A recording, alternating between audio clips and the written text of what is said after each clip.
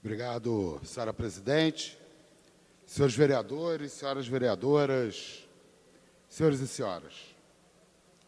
Semana passada, no dia 15 de maio, nós vimos manifestações com dezenas de milhares, algumas com centenas de milhares, tomando conta de todas as capitais do país e de mais algumas centenas de cidades. A imprensa registrou manifestação em mais de 200 cidades do país. Eu pedi autorização à mesa diretora para, durante a minha fala, serem exibidas imagens dessas manifestações. Aqui no Rio de Janeiro, as 4 pistas da Avenida Presidente Vargas foram tomadas e, no auge da manifestação, havia uma multidão, desde a Avenida Passos até a Candelária, marchando em direção à Central do Brasil. Certamente, mais de 250 mil pessoas marcharam pela Avenida Presidente Vargas no dia 15 de maio. E não foi só a manifestação no final da tarde na Presidente Vargas. Durante todo o dia, o Rio de Janeiro foi tomado por manifestações em praças, nas portas de universidades e nas portas dos colégios. Foi uma reação do povo brasileiro a uma medida estapafúrdia de corte de 30% do orçamento de custeio de universidades, institutos federais, escolas federais do país. Uma reação que é muito importante, que demonstra que há disposição de luta entre os trabalhadores e as trabalhadoras do Brasil para defender os seus direitos. As fotos dizem por si só, né?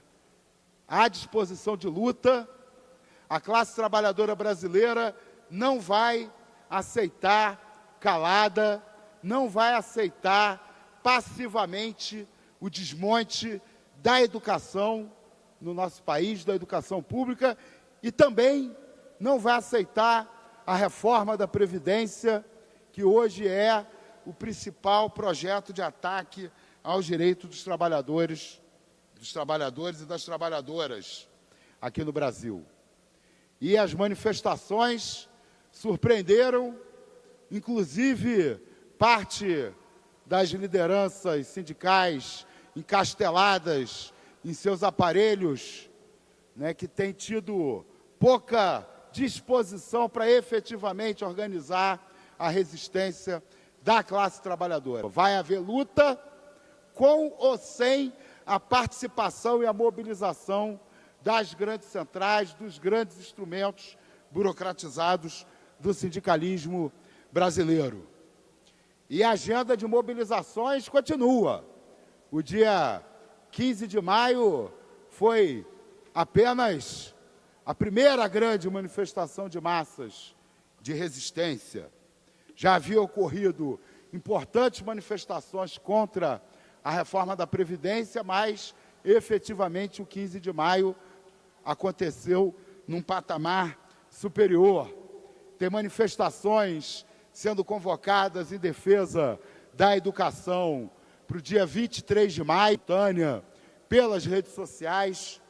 No dia 30 de maio, a União Nacional dos Estudantes está convocando um novo dia de mobilização contra os cortes da educação e a reforma da Previdência, e as centrais sindicais marcaram para o dia 14 de junho uma greve geral contra a reforma da Previdência. Acho que as centrais sindicais marcaram para muito tarde essa greve geral, deviam ter marcado para antes, deviam já estar construindo essa greve geral há muito tempo, mas o impulso dado pelas mobilizações do dia 15 de maio, a energia que está tomando conta de bairros, de locais de estudo, de locais de trabalho, onde tem ocorrido assembleias, reuniões, constituições de comitês, né? Há, sim, uma energia de mobilização que ganhou ainda mais força a partir do dia 15 de maio e que indica que ninguém conseguirá parar a organização da greve geral do dia 14 de junho.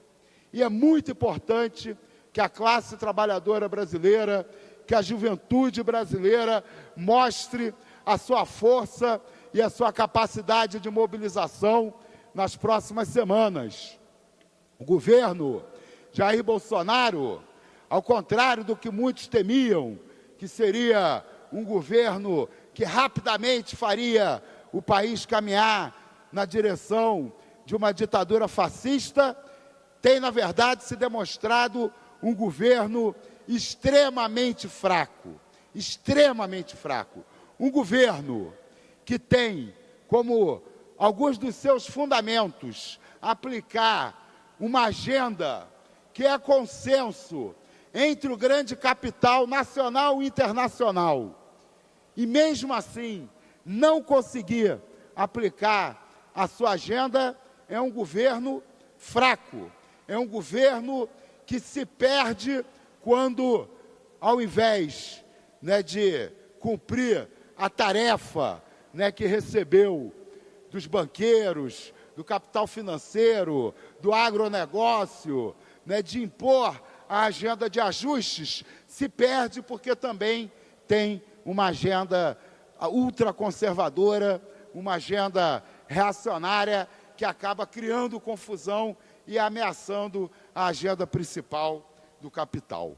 Agora, a classe trabalhadora brasileira, ela não pode se iludir, porque apesar da fraqueza que o governo Bolsonaro tem demonstrado, hoje, a simples substituição do governo Bolsonaro pelo governo Mourão não significa nenhuma mudança no que diz respeito à adesão do governo à agenda de corte de direitos, à agenda de reformas, à agenda de destruição do sistema público de educação e de saúde no nosso país. Essa agenda de ajuste é uma agenda que encontra amplo amparo na cabeça do general Mourão e dos outros militares que compõem o núcleo do governo Jair Bolsonaro.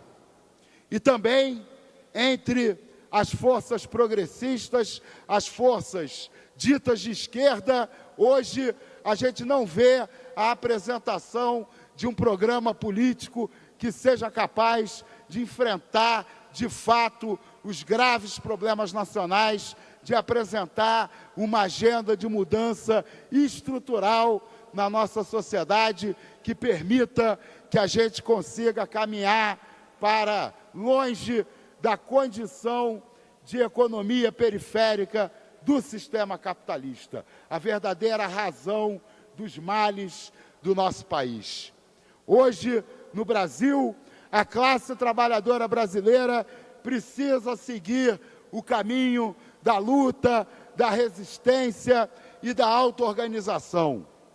E sem ilusões com a velha política ou com essa suposta nova política, que de nova não tem nada.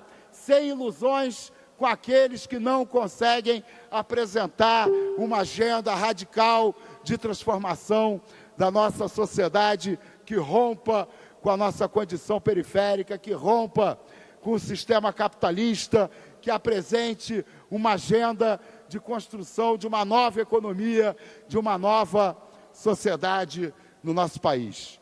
Mas o caminho que a classe trabalhadora demonstrou estar disposta a seguir no dia 15 de maio é o caminho que ela precisa investir. Nós temos que apoiar. Apoiar as lutas no dia 23 de maio, no dia 30 de maio e apoiar a greve geral do dia 14 de junho.